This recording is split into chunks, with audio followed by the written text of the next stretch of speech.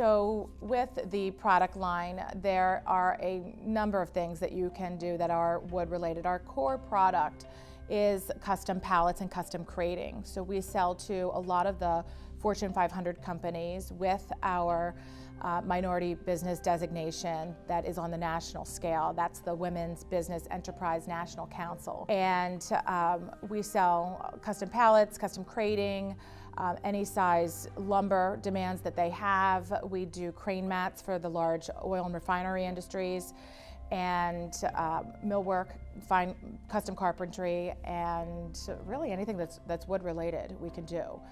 We've dabbled in the custom pallet furniture segment. We have a couple of companies out of California that have asked us, a couple of the food companies actually out there have asked us to do custom pallet display bars and pallet bars for them for their conventions, so that they don't have to have their typical display that you would have at a convention. They really want to kind of have that modern, on-trend look that really fits the look of their product and where they are. With the local market, we have our MDOT certification, our Maryland certification, and we also have our Baltimore City certification. Our local market, we aren't doing as many pallet and crating sales as we are on the national scale. But we do a lot of the lumber sales here and a lot of the crane mats, just due to the construction and the demand with the uniqueness of the product here. There's a lot more construction here versus the manufacturing that we're doing on a larger national scale. There's a lot of room for acquisitions and mergers in an industry that really is a family, generational industry. We're seeing a lot of shifts in the businesses that are in our mix that are basically shifting from generation to generation, and oftentimes, as many of you out there know what family businesses are and the reality of them, next generation may not want them or may not want to be involved on as much of a large scale as the original owner. So we have been talking to multiple companies about different mergers and acquisitions out there. I think it's a fabulous strategy for growth.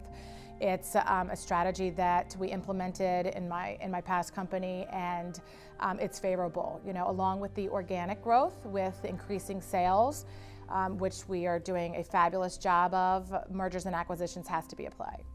Timber industries in 5 years. I mean, it's crazy to think that 2013 was a short time ago, but here we are really approaching year 4. I'd like to see our team really breaking through that $50 million mark.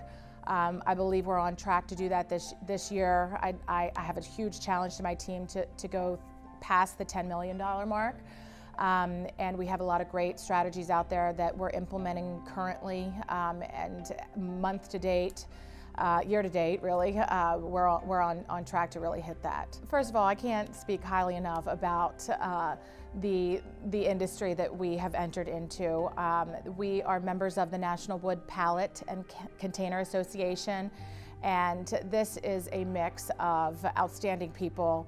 All of the members and the staff there are phenomenal. They've been amazingly welcoming to me and to the acquisition of Timber Industries, and a lot of them were dear friends with the former owner and knew the history of the company. So they've been really an integral part of supporting our growth, and while they're competition and friendly competition, I think that if you approach competition with, I guess, the sense of collaboration and not as a threat, you really make more friends in that space, and you can learn some of the best things from the people in that space. So I took a different approach. I didn't really take the approach of, you know, I am woman, hear me roar, here I am, like I'm in a man's world, because I just think that we're all smart people and we're all business people, and these people can learn from me as much as I can learn from them. And they've been phenomenally welcoming, and I think there's been a lot of great partnerships,